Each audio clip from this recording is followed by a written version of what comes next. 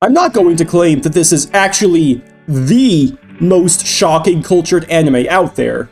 I know this community has sired some truly degenerate and horrifying narratives.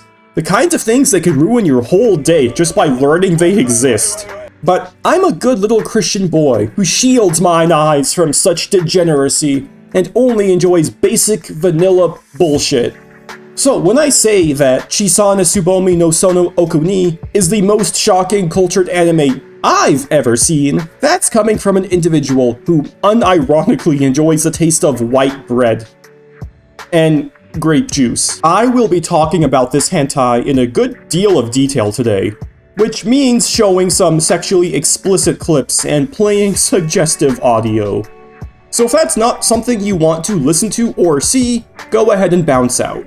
But if you are going to stay, given the nature of today's topic, I think it would be a good idea to watch this video with headphones or while alone. But if you want to blast this video at full volume on a subway car, I guess I can't really stop you. Before discussing things in deep strokes, I want to first look at this media on a broader scale. I think it's generally very good. The character designs are attractive, the animation is great, and the adult content itself is mostly vanilla and universally appealing. Personally, this show gets my seal of approval and recommendation, which also means I need to issue a spoiler warning on this video. Never thought a hentai would need a spoiler warning, but here we are. Also, please subscribe to me. Okay, let's get into it. So what exactly is Chiisana's story, and why would I risk YouTube's wrath to make a video about it? Well, tackling that first question, we're first introduced to Satoru, the bog standard male insert with no notable personality or defining features besides his massive cock. He lives next door to Yukari, the hot token Pixar MILF. Yukari is also a single mother to her daughter, Miku.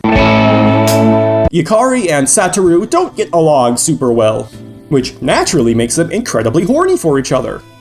Their relationship is very standard as far as cultured stories go. Both of them are regular adults with regular lives and regular jobs, who happen to live next to each other and like screwing around. This dynamic is something that I like. Satoru and Yukari have some nice chemistry with each other, but are otherwise pretty bland. Yukari's daughter Miku, however, is a bit more interesting. How should I put this? She's weird. She seems too quiet, too emotionless, kind of robotic. Watching how her mother interacts with her, you get the impression that Miku might have a mental illness, or alternatively be on the spectrum. In either case, Yukari is clearly very careful and protective around her daughter, to the point she demands Satoru stay the fuck away from her, despite how close he and herself have become. Yukari does not want Satoru and Miku to be alone together. So anyway, they started banging, and now Satoru has to hide that fact from Yukari, or she might destroy him, and not in a good way. Especially if she realized how aggressive Satoru was. It almost feels like he's forcing himself on Miku. Sure, Miku doesn't seem to be against this, but considering her character traits, it's more than a bit off-putting. I can't really fault the show though. The story is obviously less important to the creators than having jiggly animation or something. Maybe the writers could have made it feel less creepy, but in their defense, they probably didn't think anybody watching this would have enough blood left in their brain to notice or care.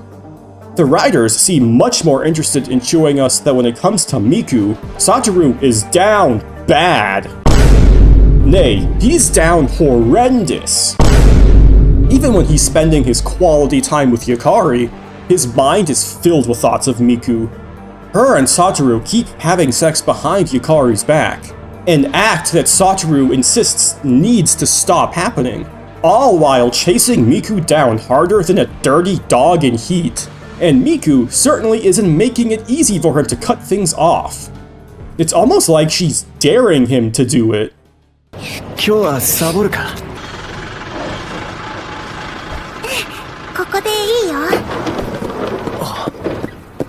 So no head? You can't help but wonder, does Miku want this? Or is she being taken advantage of? Either way, why keep this relationship a secret from her mother? These questions finally come to a head one fateful night. The night Yukari actually discovers Miku's and Satoru's secret accord. There's a mounting tension as Yukari gets closer to catching them together. We get intercutting shots between all three of them, we get temporary fake-outs, and we finally see a slow realization begin to form across Yukari's face. Until finally she bursts onto the scene. Woo, we're in for some drama now. Let's take a look at exactly what happens next.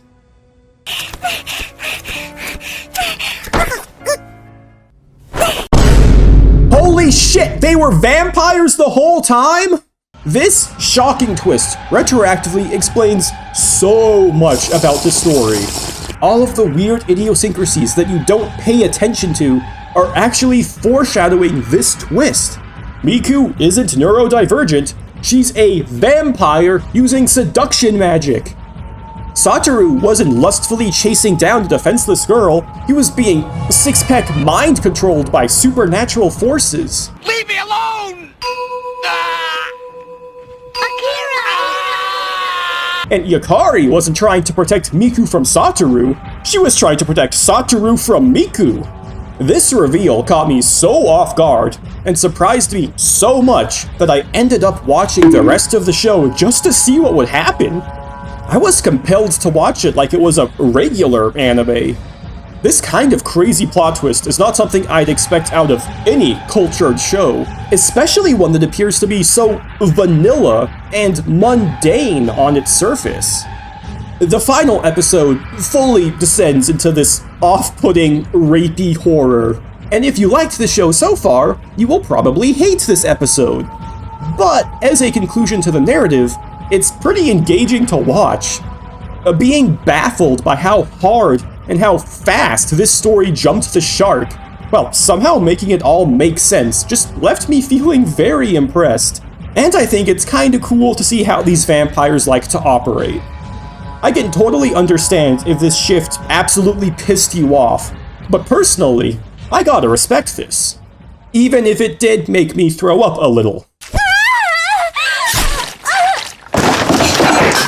So that's the most shocking cultured anime I've ever seen, and why it stuck with me as more than just another brains-off, hand-on experience. I'm not super well versed in the world of hentai, but I'm always willing to learn more.